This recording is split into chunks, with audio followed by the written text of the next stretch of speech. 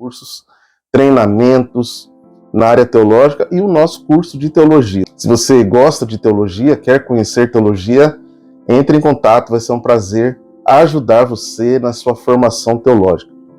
Antes de mais nada, eu peço a você que nos ajude na divulgação desse vídeo, do nosso material, do nosso trabalho. É muito importante a sua participação, seja com like, principalmente com se inscrever no canal e comentar. Isso faz com que o YouTube entenda a relevância desse trabalho, desse conteúdo e partilhe desses conteúdos para mais pessoas. No vídeo de hoje eu quero tratar de um tema teológico recorrente, sempre importante, que é a questão da Eucaristia ou ceia. Qual seria a expressão correta e se há uma literalidade no corpo e no sangue? Sem mais delongas, vamos para o vídeo. Quando falamos sobre as perspectivas sobre a ceia, eu quero trazer no vídeo de hoje as 4 perspectivas que temos: a transubstanciação, a consubstanciação, o memorial e o mistério. Quais são essas perspectivas? Primeiro, a transubstanciação, a perspectiva católica romana. A consubstanciação, a perspectiva de Martinho Lutero, João Calvino, reformadores de forma geral. O memorial, a perspectiva e a visão de Eurico Zwinglio, reformador aí, anterior a Calvino.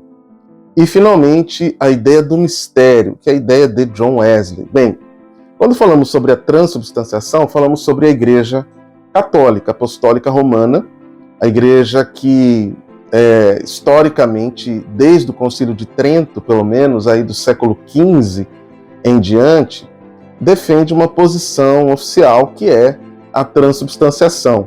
Eu lembro a você que a Igreja Católica tem 24 agremiações, ou seja, 24 perspectivas diferentes.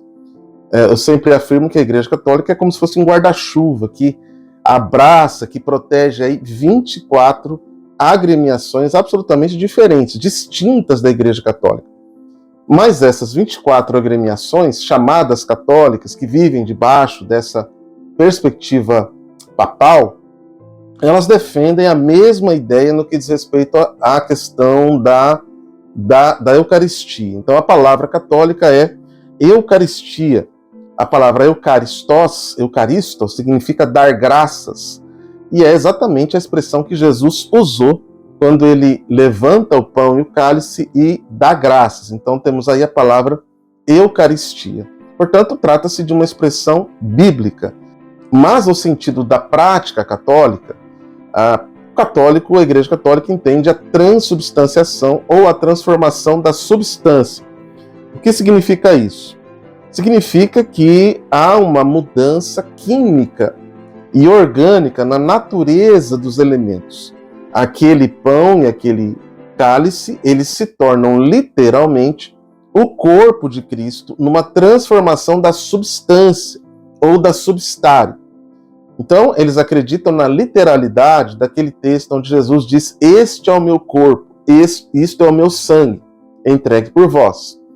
Com relação à transubstanciação, para os protestantes, evangélicos e outras formas de cristianismo, não há transubstanciação, por alguns motivos muito simples e básicos. Primeiro, se você levar aqueles elementos a um laboratório para fazer um teste químico ou um teste laboratorial e ver ali as propriedades daqueles elementos, você perceberá que não há mudança de substância, não há transformação na substância, que é exatamente a ideia da transubstanciação. Teologicamente falando, nós temos 2 questões aqui para discutir. Primeiro, como a igreja primitiva celebrava esse momento, esse ato. E segundo, por que Jesus falou desta forma, né? Por que Jesus afirmou que aquilo era o seu corpo? Primeiro, historicamente falando, a igreja primitiva não tinha a interpretação literal daquele momento. Um segundo ponto também teológico é a forma que Jesus usava de ensino por meio de figuras de linguagem e por linguagem parabólica. Jesus, por exemplo, disse: "Eu sou a porta, eu sou a luz, eu sou o caminho". Ele, inclusive, falou que ele era o pão. E ele usa outros elementos, figurativamente falando, para descrever quem ele era.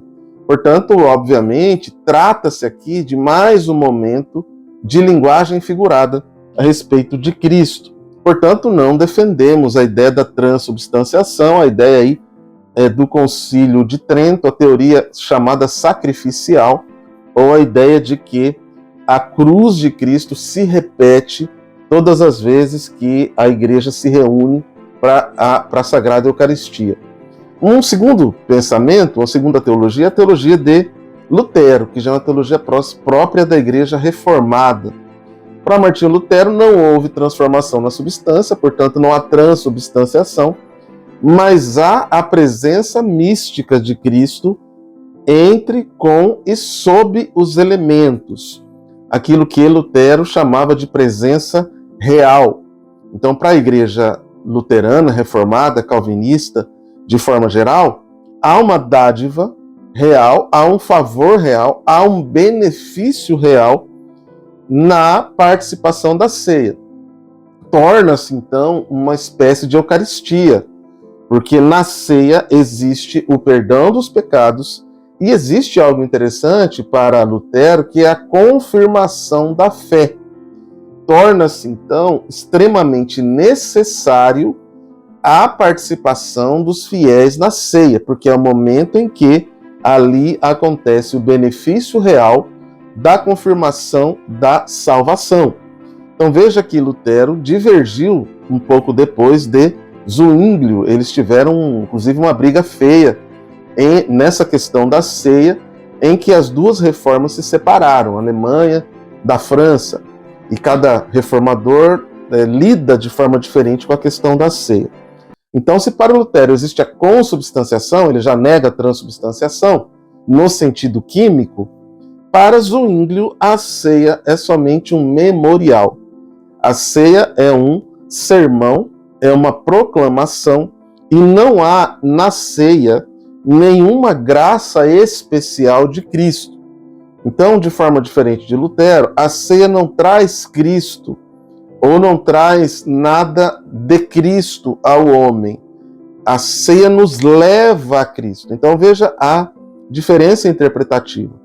Lembro a vocês que nenhum desses dois reformadores, nem Lutero, nem Ulrico Zwinglio, tratam da ceia como transformação da substância. Então temos aqui já a consubstanciação de Lutero e o memorial de Ulrico Zwinglio. Então, para Zwinglio, a ceia ela nos leva a Cristo, ela não traz Cristo a nós. Para Martinho Lutero, a ceia confere graça, a graça de perdão dos pecados e a confirmação da salvação.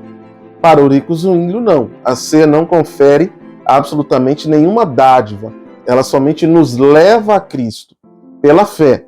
Ela proclama, prega, anuncia e leva o cristão pela fé a uma experiência com Cristo. Mas em si, a ceia não traz nenhum conteúdo. O que traz o conteúdo é a fé de cada cristão. Portanto, não se trata de Eucaristia, nem dádiva de graça. Para Zwinglio, trata-se apenas da ceia. Não há sacralidade, como existe na perspectiva de Lutero. E uma última ideia de John Wesley, que é pouco falada, mas que também existe, a ideia do mistério. John Wesley pega as duas ideias de Lutero e de Zwinglio e diz que as duas podem estar ao mesmo tempo corretas, que há na ceia um mistério e que a presença de Cristo está nos elementos, mas ao mesmo tempo a participação na ceia nos leva a Cristo. Então, em John Wesley, nós temos as duas ideias colocadas ao mesmo tempo. Assim, para a gente fechar o nosso vídeo de hoje, segue a minha posição pessoal. Eu entendo a ceia como memorial. Eu entendo, então, no texto, este é o meu corpo, este é o meu sangue, eu não entendo de forma literal e não entendo também que a ceia traz algum tipo de graça, algum tipo de confirmação de salvação para o crente. Entendo a ceia como, de fato, um evento cristão que nos leva até Cristo, mas que não traz Cristo a nós, na linguagem do Ulrico Zwinglio. Nesse ponto, eu sou reformado de linha zwingliana, que é uma perspectiva da Igreja batista, enquanto os presbiterianos têm uma perspectiva de consubstanciação e os católicos uma perspectiva de transubstanciação. Espero que tenha sido útil e tenha ficado claro para você a diferença da transubstanciação, consubstanciação, memorial e a ideia do mistério dos metodistas do John Wesley. Então, se ficou claro para você, participe desse canal, dê o seu like, compartilhe esse vídeo, comente, coloque a sua posição aí. Qual é a sua ideia sobre a ceia? Obrigado por assistir esse vídeo. Até o nosso próximo vídeo. Forte abraço.